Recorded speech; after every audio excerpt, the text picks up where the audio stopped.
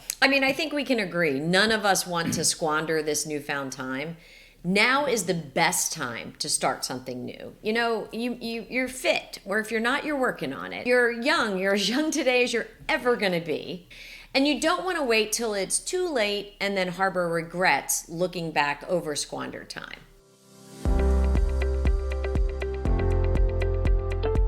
Now that we are retired, we definitely have more free time. And I'm assuming so do you.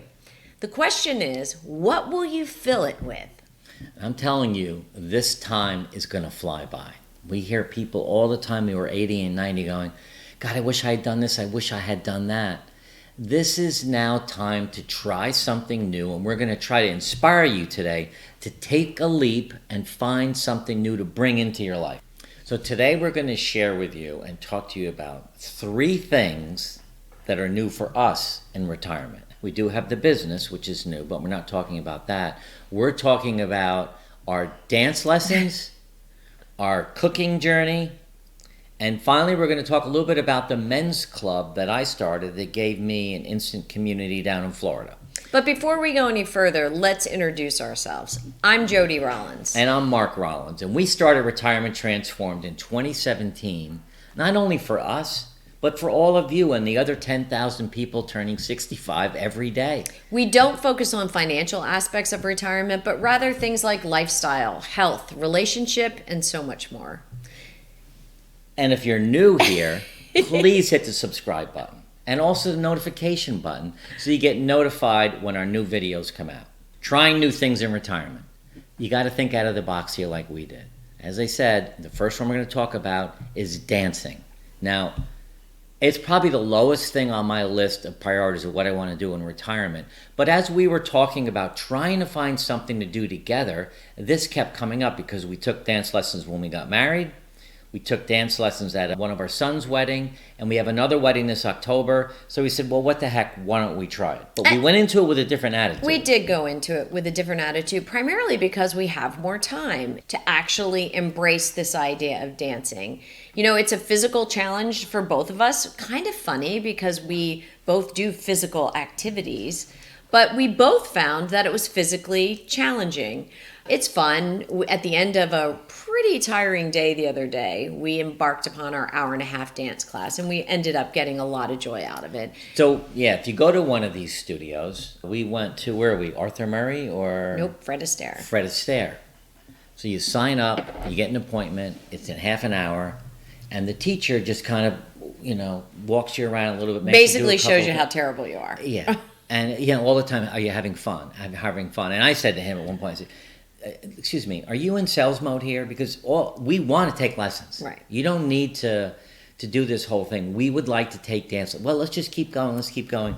And it was kind of funny. And then you got a couple of bruised toes out of it. I did. And you had, I don't know why you have such trouble backing up in high heels. Yeah, I don't know either. Why is that a problem? Yeah, I don't know. But next time we could switch roles and you could wear the high heels and go backwards. Okay. Who said that? Like Ginger Rogers, I think, had a thing. But I definitely think dancing is bringing us close together because, you know, besides the wedding that we want to make sure that we both feel comfortable getting up and dancing at, we want to continue to dance. You know, many restaurants in Florida, in the community that we're in, they have dancing of all sorts, line dancing and regular dancing and different types of bands.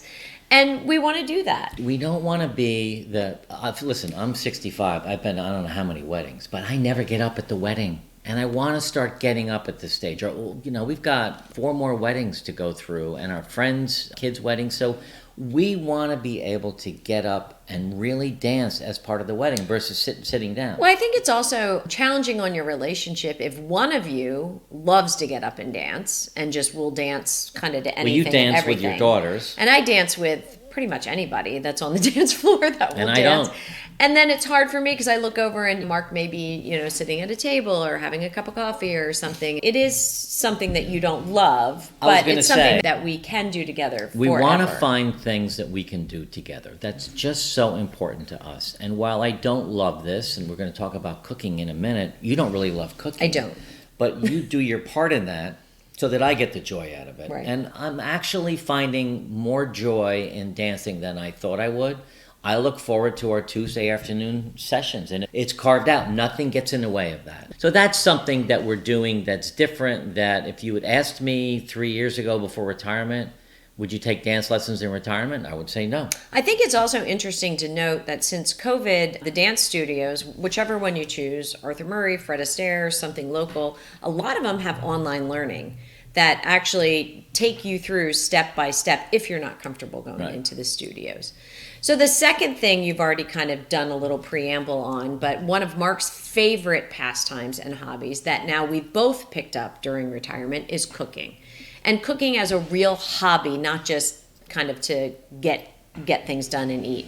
But we do plan our recipes on Sundays. We do a lot of investigating. I do the shopping, but then we prep together. Right. And then I kind of bow out. You do, and it's fun. Except for cleanup. Yeah. So the cooking is interesting, and we did a video on this, how to put fun back in cooking. So we'll put that link down below. But we've made it a commitment because we have to eat, right? So, and we have some dietary restrictions. We get to cook what we like. We get to plan it together. We get to take turns cooking. I love to cook, and I'll tell you why I love to cook. Is because I take some cooking lessons, I look at stuff online, I learn about techniques. It's not just throwing some stuff in the oven and hoping it tastes good. Right. There's some great YouTube videos on even something like a roast chicken. I know my favorite meal to cook is a roast chicken, but the cooking classes helped. Well, and also you're a big recipe, like to the nth degree guy. So well, yeah, you should be. That's why it tastes so good. And my mom used to always say, if you can read, you can cook. It's not a high bar, I guess is what I'm trying to tell you. No, but... How's this helpful? But I do think it's important to find the recipes, grab all of the appropriate ingredients, make sure you're not confusing cilantro with parsley or whatever your thing might be. I, on the other hand, I'm a cook of whatever's in the kitchen. I know. When we have turkey tacos on Tuesday night, they always taste amazing. And they're always never the same, ever.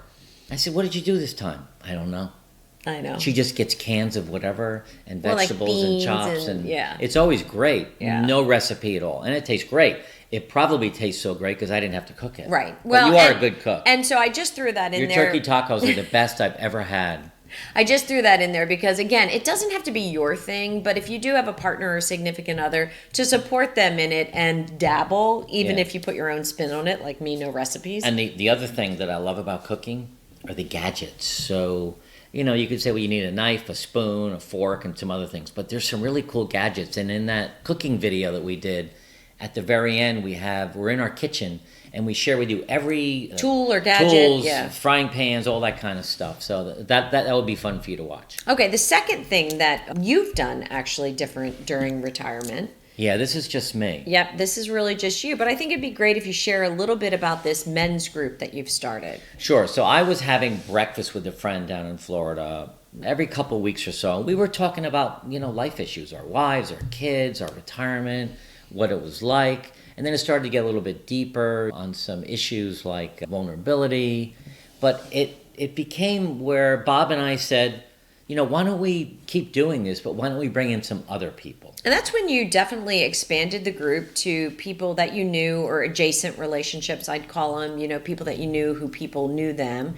And I think it was interesting because you started pulling in some deeper topics. Well, first of all, and some books. Yeah, we each decided to bring a friend or two, and we did that. Those adjacent relationships. Yeah, and then we had 10 people. But yeah, the topics were interesting because, and listen, I had never done this before. I'd seen plenty of men's groups, but I felt that men need a place to communicate. Men are not the best social animals. I think women do such a better job with relationships.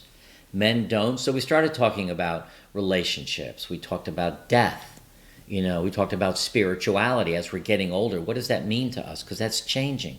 Being vulnerable. How do we handle regrets? Self-care. I will tell you, if you're a guy and you're listening to this, go see your doctor. I have a friend who says, Why do you go looking for trouble? You go to the doctor all the time. Well, that's what they're there for, to find the trouble and then fix it. So I think the point is, this is something new, like something you never had to do in your career, because you had, plenty of community. So this is a new hobby of sorts that you've pulled together. And what do you think everyone is getting out of the group? Like, what do you think the Well, there's a safe place to talk about issues that we all face, but perhaps they don't want to talk to their wife or their kids about it, or some other friends. But we have really great rules about said here, stays here, and all of that.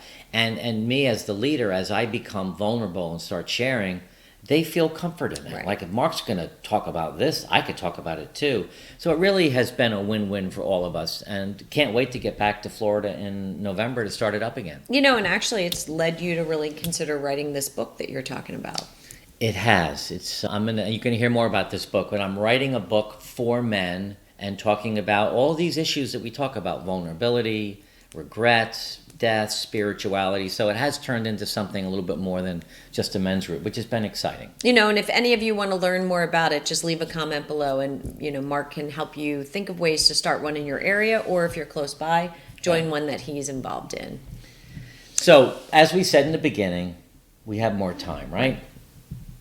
And we need to use it wisely. Yeah. So we don't want you to let the days go by without thinking about doing something. And I think it's important, if you're a solo retiree, find a friend to do something with, or if you're married or in a relationship, talk about things that you could do together. Almost treat it like date night. Yeah. Get creative. Really just get out of the box on this. So we do dancing, cooking together. Men's group. And the men's group. And more, but that's good for today. Yeah. So if you guys enjoyed this, please share it with your friends, and also please subscribe by clicking the subscribe button and the notification button so that you get notified when the new video comes out every Wednesday at 4 o'clock. And finally, join our free Facebook community. The link is in the notes below. Thank you so much for listening, and we look forward to being with you again.